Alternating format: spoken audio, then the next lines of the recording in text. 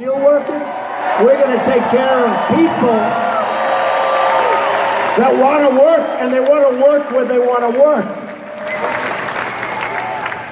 We're going to have an amazing thing happen on November 8th. You know, so Brexit, when you probably saw what happened. So I called it right. I got zero credit, but that's okay. Everybody was saying, oh, they'll never break up the UK. They'll never break up. They're never going to leave, right? They're never going to leave. The UK will never, ever leave. Well, guess what? You know what happened? They left. They left. And I think the odds were, the gambling odds were 20%. And they came up and they asked me, what do you think's going to happen? They're going to leave. Everyone said, why are you so sure? Because people don't want to be forced to take all these people in. You have the people coming from Syria, you have people from, look at Germany. Look at what's happened to Germany.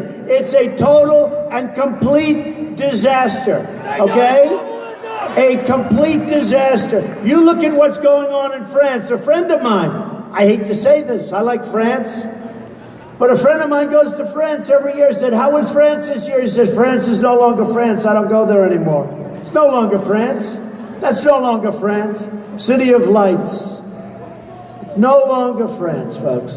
So Hillary Clinton wants to bring people in by the tens of thousands into our country that we don't know who they are, where they come from.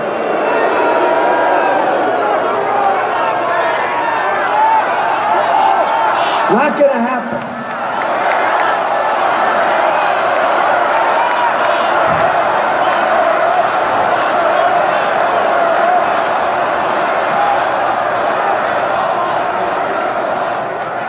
Not going to happen, folks. It's not going to happen. We have enough problems.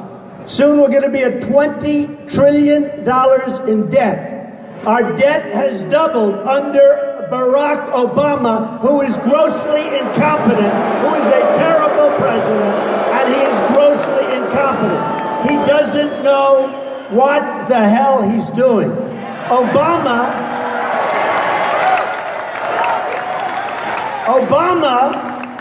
will not use the term radical Islamic terrorism. He won't use the term.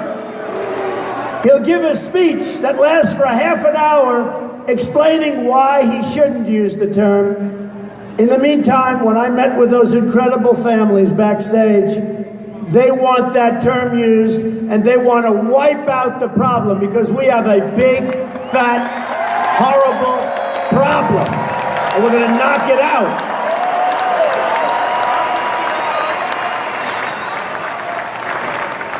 So, we're going to knock it out, folks. You know, if you don't name what the problem is, if you're afraid to say what the problem is, if you don't want to talk about the problem, like Crooked Hillary, she said, well, you know, I forced her to sort of say this, but she hasn't used it yet.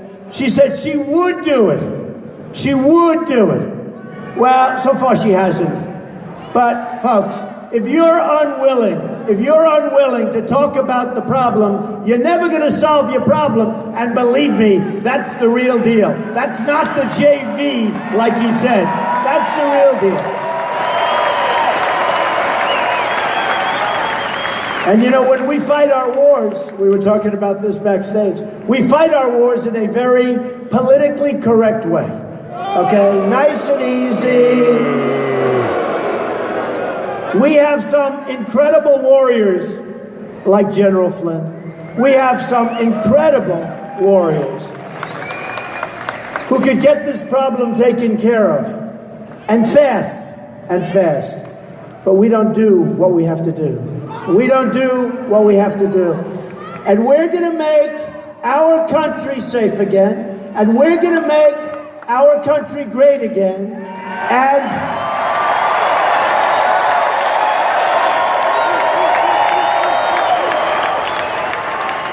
we're going to have law and order.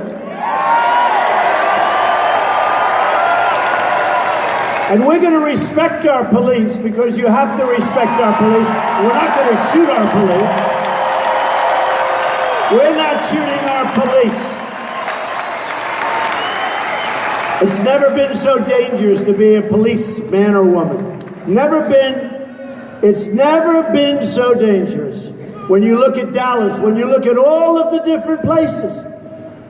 2 weeks ago in my speech, I named all these different cities where police people have been killed. Policemen, policewomen, they have been killed. Viciously, brutally killed. And the reason they were killed, they're doing their job. It's going to stop, okay? It's going to stop. There's going to be law and order. It's going to stop.